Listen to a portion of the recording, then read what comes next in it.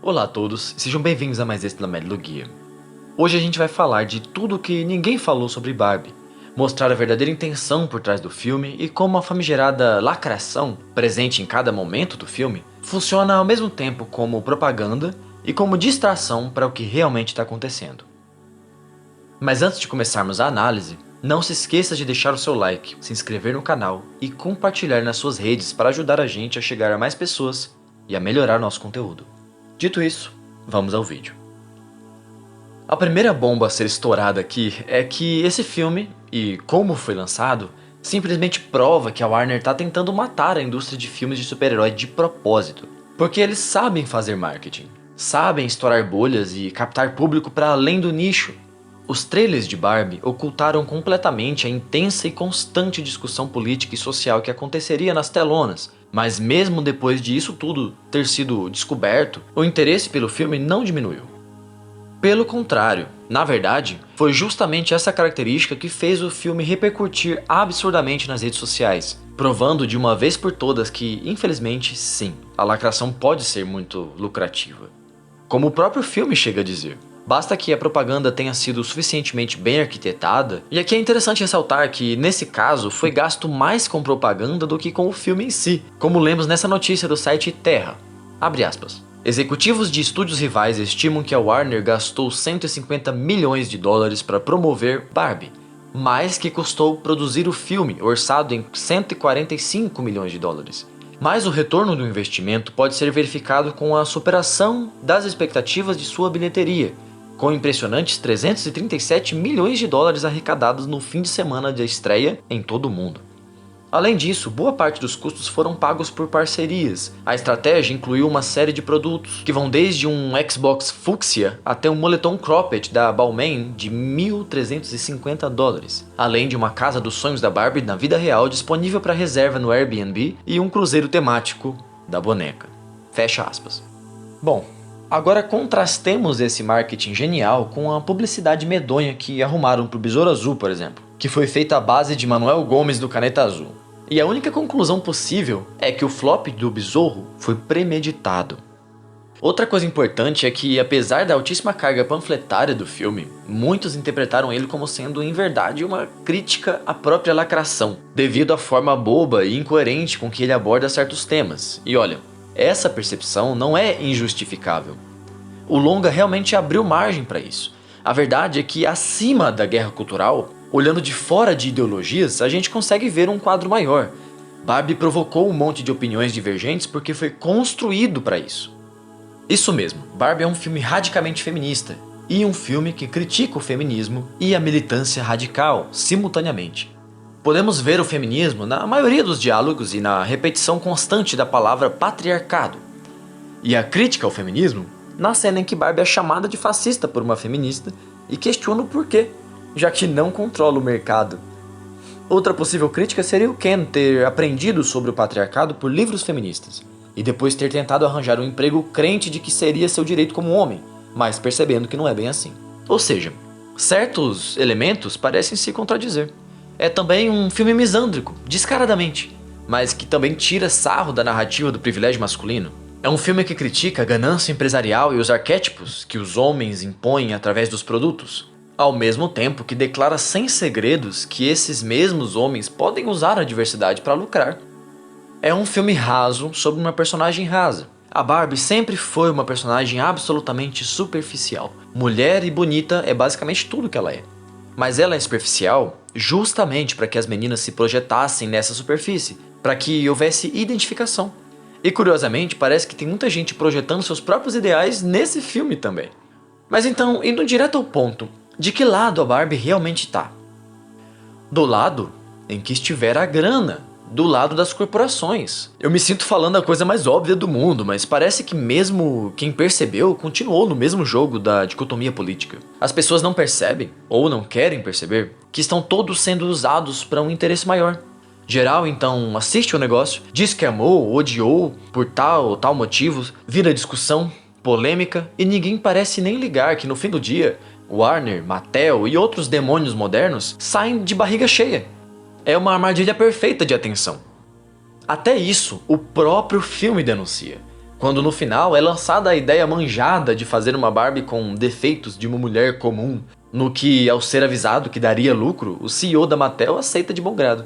Então, o filme inteiro é uma metanarrativa que recolhe todos os resultados que pretende sem que as pessoas percebam como foram instrumentalizadas.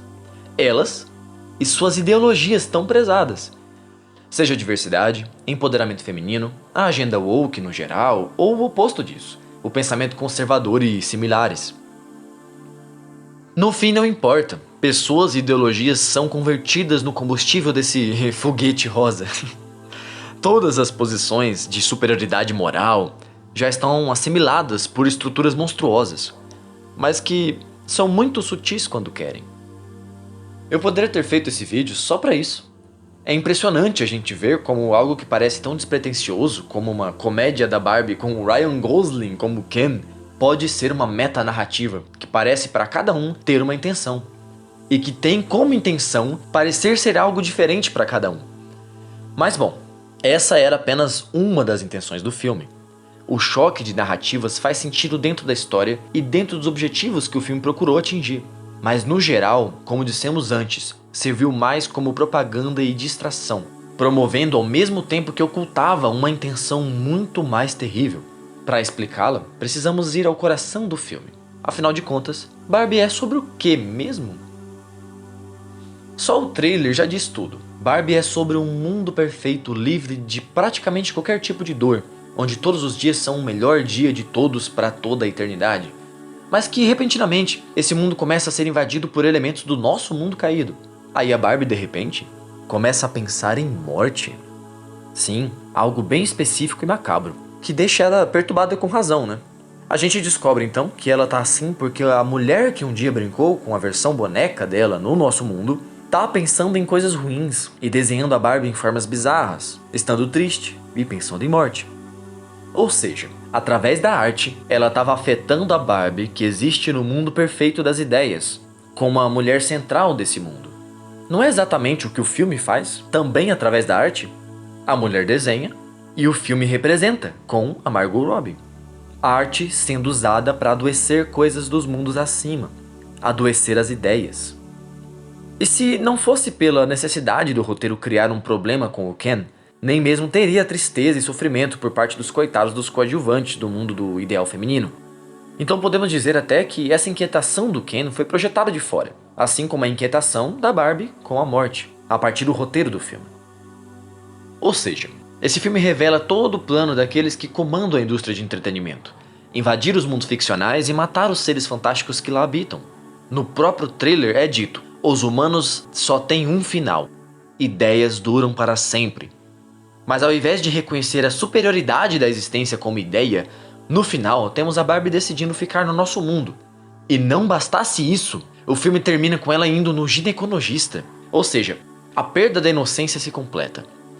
Sim, galera, a evolução da personagem é se tornar mais uma mulher, mais um ser humano cheio de problema mental, hormonal e que vai terminar morrendo, e depois provavelmente ser esquecido.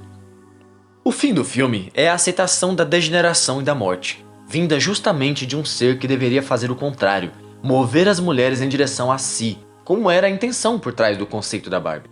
Por isso ela podia ter qualquer emprego e depois vir até sereia e tudo mais. Era, na visão da criadora da boneca, um símbolo de uma mulher capaz de realizar tudo, de se adaptar a tudo, mantendo delicadeza, gentileza e beleza enquanto isso. Resumindo, de forma até metalinguística, Barbie ataca tudo que é espiritual, ou seja, imaterial. Isso está na história que coloca a protagonista preferindo o nosso mundo merda ao mundo perfeito dela. E até mesmo na propaganda, que se utiliza de todas as ideologias e narrativas, que também são imateriais, apenas como um meio para um fim, sendo que a obra de si mesma não tem convicção real em nada. E falando de matéria versus imatéria, a palavra matéria vem de mater, mãe. Daí você começa a entender por que esse conflito se manifesta na cultura pop, sempre como um ataque ao masculino. Daí você entende também o ataque que esse filme faz à Liga da Justiça de Zack Snyder, onde os heróis são muito mais deuses que humanos. E a partir disso você também pode entender aquela cena que espelha o filme Matrix, onde a Barbie tem que escolher entre o real e o ideal, mas o roteiro a força a escolher a realidade, e até brinca com isso. Então, para terminar, o que vemos rolando ultimamente no cinema é justamente a matéria, que pode ser comparada ao feminino, a força yin do yin yang, tentando apagar definitivamente a chama do espírito, algo que o grande escritor Nikos Kazantzakis pode explicar muito melhor do que eu, como nesse trecho aqui que a gente já até leu no canal, inclusive. Abre aspas. Pela minha espinha dorsal, duas correntes opostas sobem e descem. Nas minhas entranhas estreitam-se um homem e uma mulher. Amam-se, odeiam-se e combatem-se. O homem grita sufocado. Sou a lançadeira que quer romper a trama e escapar do tear da necessidade. Quero ultrapassar a lei, rebentar os corpos, vencer a morte. Sou a semente. E a da mulher, profunda, sedutora, retruca em tom tranquilo e seguro. Eu me sento no chão de pernas cruzadas e aprofundo minhas raízes nos túmulos. Recebo imóvel a semente e a nutro. Sou toda leite e necessidade. Anseio por voltar atrás, descer até o animal e ir mais baixo ainda até a árvore, as raízes e o solo, não mais mover-me. Pego o sopro e o domino, não o deixarei voar, odeio a chama que sobe, eu sou a matriz. Este mundo que vemos, ouvimos e tocamos é a condensação divina, acessível aos sentidos humanos, das duas forças prodigiosas do universo. Uma delas, que desce, busca dissipar-se, imobilizar-se, morrer. A outra, que sobe, almeja a liberdade e a imortalidade. Os dois exércitos, o obscuro e o luminoso, os exércitos da vida e da morte, entrechocam-se perpetuamente. Os sinais visíveis para nós desse entrechoque são as coisas, as plantas, os animais e os homens. Fecha aspas. Acese, os salvadores de Deus. Bom, isso é tudo que eu tinha para dizer. Caso você tenha alguma objeção, comente agora ou cale-se para sempre.